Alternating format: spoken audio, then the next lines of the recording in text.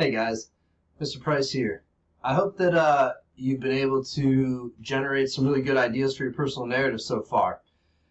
I really enjoy reading the Book of Bad Ideas with the class when we're in person.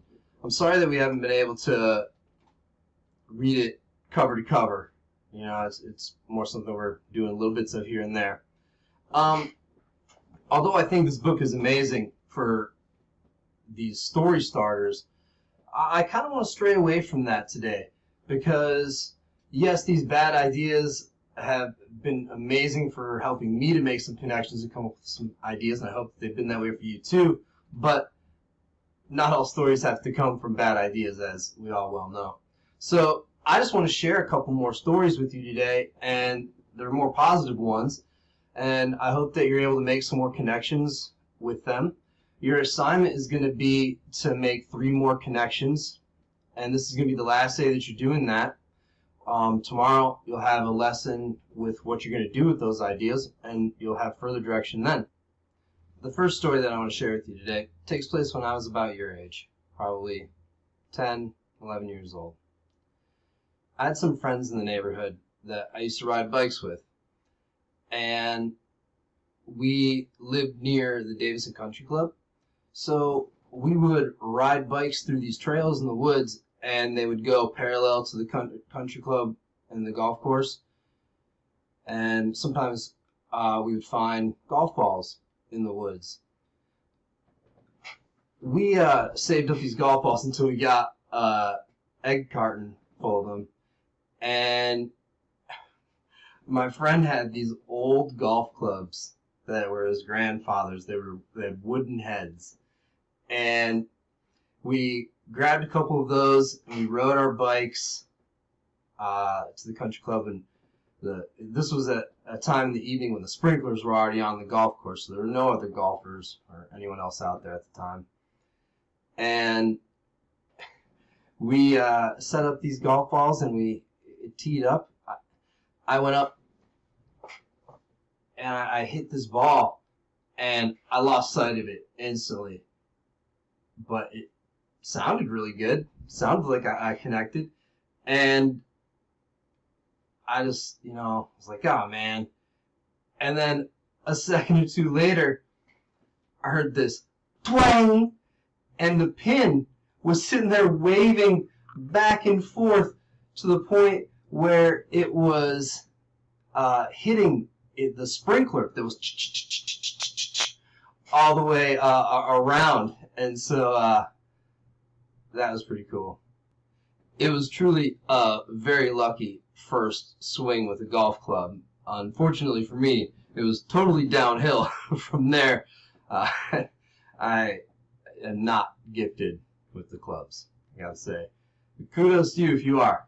It takes a lot of skill to be good at golf. So maybe you have a story like that. Maybe you picked up something on the first try or had a unique experience the first time that you tried something. If so, that might be an idea that you want to write down, something that you want to save for this assignment. The next story that I want to share with you happened when I was up north in Oscoda with my family. We were at our cottage, and it happened to be during the time when the Earth was passing through a meteor shower. So there were a lot of shooting stars that were going to be able to be visible that weekend that we were up there. So one evening, we all got all of our blankets and pillows and stuff, and we headed out to the dock, and we laid out on the dock, and I remember hearing the sound of the waves lapping the shore, and the crackling of the fire that we had going off a bit away because we didn't want the light to interfere with our ability to see the stars, but it was still audible.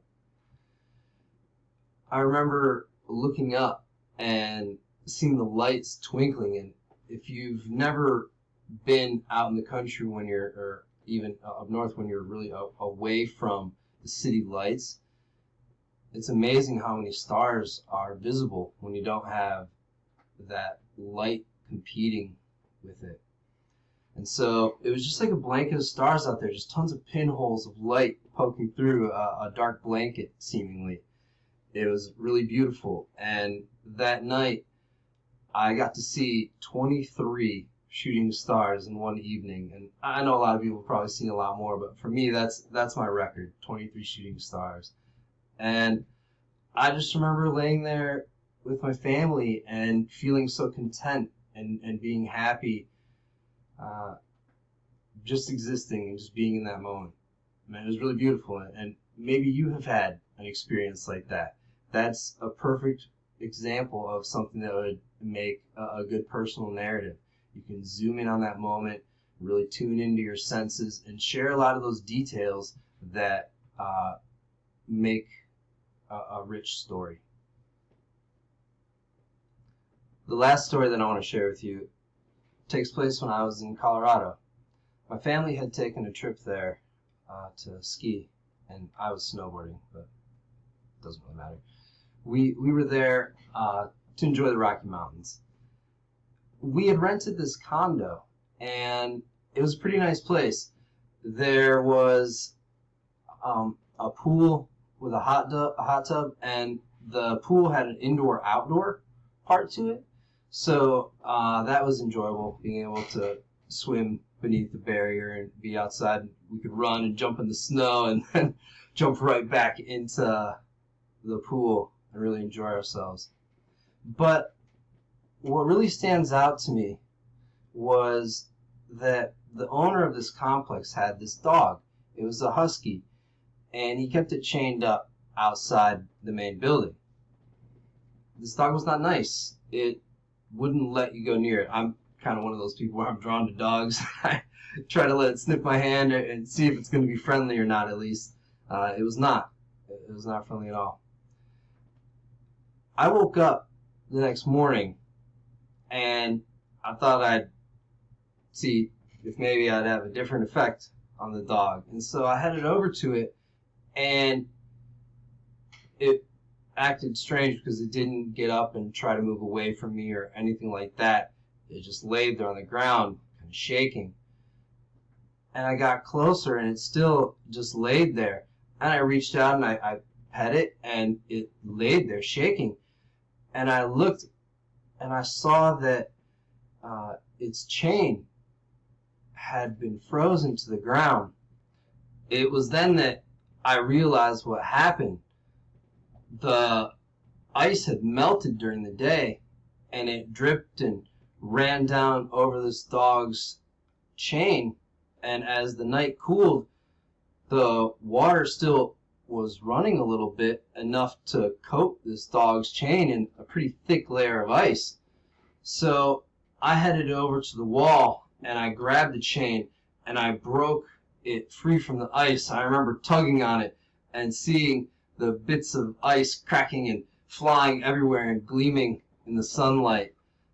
Eventually, I worked my way up to where the dog was frozen to the ground and popped it out, and that dog was my best friend. He was so thankful to be free, and it knew that it was incredibly vulnerable while it was frozen there to the ground. I could have done anything to it, and it was helpless. And what I chose to do was help it. And it knew that. So for the rest of the week that we spent in Colorado, that dog loved me. I could go up to it, and it would come up to me and sit by me and let me pet it, but it wouldn't let anybody else. And that was a pretty good feeling. Maybe you've had an experience like that. Maybe you've done some good out there in the world, and that's something that you could share. That would make a really good personal narrative. Whatever you choose, I think I've mentioned this in the other videos. Please, please, please make sure that you're choosing a small moment, that you're zooming in on a focused story. Your information pertains to one topic. You don't want to have a list of items. Well, we did this, and then this, and that, and that, and that. You want it to kind of flow naturally. You want to give the details that come from your senses.